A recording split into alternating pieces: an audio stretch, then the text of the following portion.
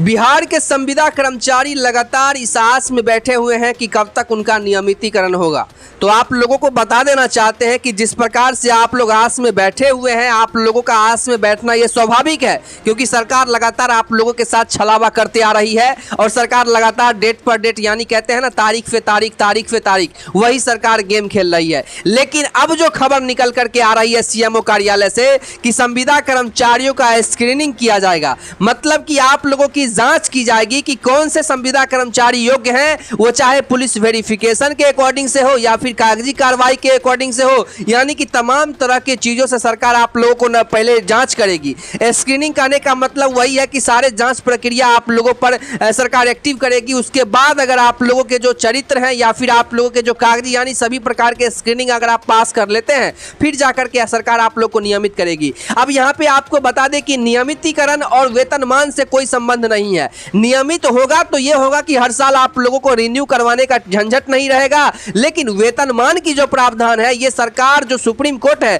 इन्होंने न्यूनतम मजदूरी तय कर दिए हैं, इसके हिसाब से ही आप तमाम वर्ग के संविदा कर्मचारियों को मिलेगा। नियमितीकरण से उससे कोई इंपैक्ट आप लोगों को नहीं पड़ने वाला है, वेतनमान तो आप लोगों को मिलेगा ही, लेकिन नियमितीकरण की बात जहां पर है वहां पर सरकार थोड़ा सा स्ट्रिक्ट होगी और वहां से सरकार स्ट्रिक्ट होगी तो तमाम तरह की जो बातें हैं वो सीधे विभागीय स्तर से सरकार करवाएगी, जिसको लेकर के आप लोगों को पता है कि सरकार ने स्पष्ट रूप से विभागों को आदेश भी दे रखी है और जिस आधार पर विभाग काम भी कर रहे हैं। थोड़ा सा संविदा कर्मचारियों का मामला है, इसीलिए जो विभाग के अधिकारी हैं वो थोड़ा सा स्लो काम कर रहे हैं। उसके लिए भी लगातार हम लोग मीडिया ट्रायल चला करके सरकार के कानों में जागरूक कर रहे हैं कि सरकार उस पर एक्शन ले। जो अधिकारी लगातार इस अरसों से काम कर रहे हैं, लगातार कितने दिनों से काम कर रहे हैं, जबकि चुनाव से पहले ही घोषणा हो चुकी थी। चुनाव से पहले ही माननीय मुख्यमंत्री महोदय ने प्रेस ब्रीफिंग के दौरान कहा था कि एक संविदा कर्मचारियों को तमाम तरह की सुविधाएं हम लोग देने का काम करेंगे। फिर आखिरकार सरकार इतना अड़चन या फिर सरकार इतना टाइम क्यों लगा रही है? हम आपको बता दें कि लगातार कैबिनेट पे कैबिनेट भी बीतता जा रहा है और सरकार किसी भी प्रकार की कोई एक्शन अधिकारी पर नहीं ले रहे हैं। जब भी काम आगे होना होता है तब किसी अधिकारी का तबादला हो जाता है।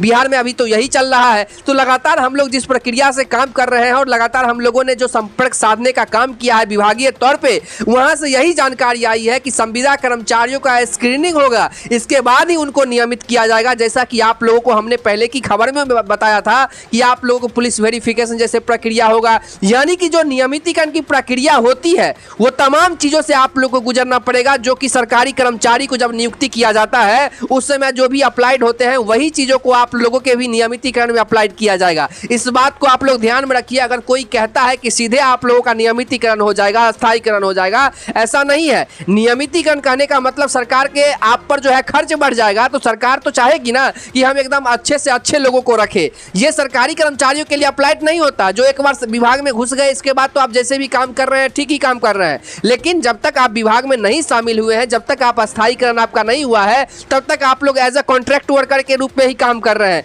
और कॉन्ट्रैक्ट वर्कर के रूप में जब तक आप लोग काम करेंगे, इसको लेकर के आप लोगों को भी पता है कि जनरल एडमिनिस्ट्रेशन डिपार्टमेंट ने एक नोटिस जारी किया था जो कि तमाम जिलाधिकारियों को भी जारी किया गया था। और आपको बताते चले कि तमाम जिलाधिकारियों को जो नोटिस जारी किया गया था वहां से पैनल मांगा गया था कि किन किन जिलों में जो है कितने संविदा कर्मचारी काम करते हैं, उसका रोस्टर बना करके भेजे विभाग को, जिसके बाद विभाग उस पर जांच पड़ताल करेगी कि कितने विभाग में कितने संविदा कर्मचारी काम कर रहे हैं। क्योंकि बिहार में कुल 45 विभागों के संविदा कर्मचारी हैं, जो कि सरकारी आंकड़ों के हिसाब से 4 से 5 लाख बताए जा रहे हैं, लेकिन एग्जैक्ट में 6 से 6 लाख से ऊपर है। तो ऐसे में संविदा कर्मचारी कब तक अल्प मानदेय में काम करेगी, इसी बात को लेकर के लगातार हम लोग सक्रियता से आप लोगों की आवाज विभागीय स्तर से उठाने का काम कर रहे हैं। अब जनरल एडमिनिस्ट्रेशन डिपार्टमेंट के अधिकारी कहीं ना कहीं त्रुटि कर रहे हैं, वहां पे वो जल्दी से डिटर्मिनेशन प्रक्रिया खत्म ही नहीं कर रहे हैं। और आप लोगों को जानकारी होगा कि मुख्यमंत्री सचिवालय से हम लोगों ने भी पत्र जारी करवाने का काम किए थे कि मुख्यमंत्री सचिवालय से पत्र इसीलिए जारी करवाए थे कि जल्द से जल्द संविदा कर्मचारियों का काम हो। और ये बात हम ही नहीं कह रहे हैं, ये बात लगातार मंत्री महोदय भी कहे हैं।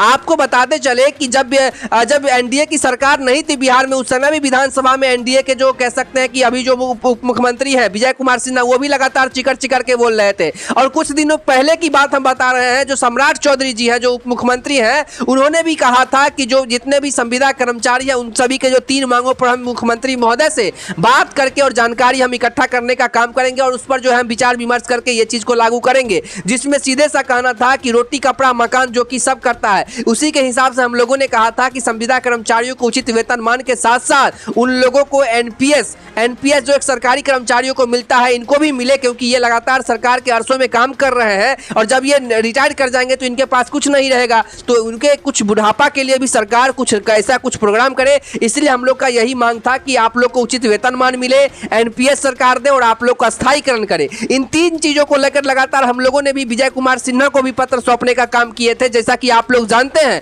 लगातार वर्ल्ड रिपोर्ट अपने तरफ से मेहनत कर रहा है और लगातार तमाम मंत्रीगण के मुख पर हम लोगों ने माइक लगाने का काम किया है कि सर आप बोलिए, क्योंकि प्रथम जो प्रयास है लगातार संविदा कर्मचारियों के हितों में है। लेकिन आप लोग एक बात मत भूलिए कि हम लोग सरकार नहीं है।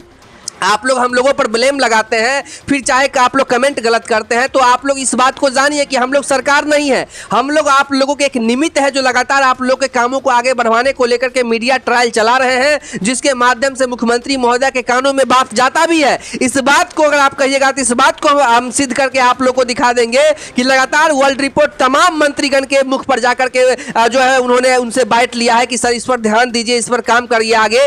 तो उन्होंने जो भी कहा हम लोगों को, आप लोग को तो बताते रहते हैं। जो अभी जो कह सकते हैं कि रोड कंस्ट्रक्शन मिनिस्टर है, उनसे भी हमारी बातचीत हुई है, वो भी हम आपको तस्वीर भी दिखाए, उसके बाद वीडियो भी दिखाए। तो तमाम जो बातें हैं हम लोग आप लोग को दिखा रहे हैं। देखिए सत्ता और क्या कहते हैं, जो अभी सत्ता में जो सरकार है वो लगातार सक्रियता से काम कर रही है, क्योंकि रोजगार जो कह सकते हैं, और रोजगार के साथ साथ उन्होंने ये भी कहा है कि जो भी संविदा कर्मचारी लगातार काम कर रहे हैं उनके बारे में भी सरकार हमारी सोच रही है। तो कब तक सोचेगी? इसी बात को लेकर के तो मीडिया ट्रायल चला रहे हैं कि जल्दी से जल्दी कार्रवाई कीजिए सर, क्योंकि संविदा कर्मचारी भी लगातार अपने अरसों से वो कैसे अपने इस छोटी सी अल्प मानदेय में न उनके परिवार अच्छे से खा सकता है, न वो अपने पेट पाल सकते हैं, न पढ़ाई करवा सकते हैं, न दवाई करवा सकते हैं। अरे बहुत सारे खर्च होते हैं। अगर आज आपको 10-15 हज़ार रुपया 20 हज़ार रुपया मिल ही रहा है, उसमें क्या कुछ होने वाला है? काम तो समान काम के लिए करते हैं। अब समान काम के लिए समान वेतन, ये तो सुप्रीम कोर्ट के ही प्राधिकरण से लागू हो चुका है, तो इसे लागू करने का अधिकार तो सरकार के पास है ही। इसलिए लगातार हम लोग अपने स्तर से भी आप लोगों की आवाज बनी हुई है और लगातार आप लोग की आवाज जो बने हुए हैं, लगातार आप लोग को लेकर के जानकारी इकट्ठा करने का तो काम करते ही हैं। साथ ही सरकार को इस बात को लेकर के लगातार ट्रोल भी करते हैं कि सर जल्दी कीजिए। आप अपने मुख से बोले थे कि संविदा कर्मचारियों को तय तिथि में सही मानदेय नहीं मिल रही है, सही वेतन नहीं मिल रही है, उनके वेतनमान को लेकर के सरकार ने कहा था। अब जहां तक नियमितीकरण की बात है, तो विभागीय स्तर से जो जानकारी आ रही है कि स्क्रीनिंग होगी, इसके बाद ही होगा, जो योग्य होंगे उसी को लिया जाएगा। तो ये बात ठीक है, लेकिन वेतनमान तो जल्द से जल्द आप कर दीजिए, जिससे उन लोगों की जो दैनिक जीवन है उसमें कुछ सुधार आ सके। तो इसको लेकर के जो जानकारी है अभी आ रही है, यानी कि नियमितीकरण के साथ साथ आप लोग के वेतनमान, NPS, mediclaim policy, accidental insurance, सप्ताह में छुट्टी, राष्ट्रीय छुट्टी, ईपीएफओ, ईएसआई, अनुकंपा, ग्रेचुइटी, रिटायरमेंट सहित तमाम तरह की सुविधाएं आप लोगों को सरकार देने को लेकर के काम करेगी। इस बात को आप लोग गांठ बांध लीजिए, और जब तक सरकार नहीं देगी हम लोग निरंतर आप लोग के हितों में काम आगे कर ही रहे हैं।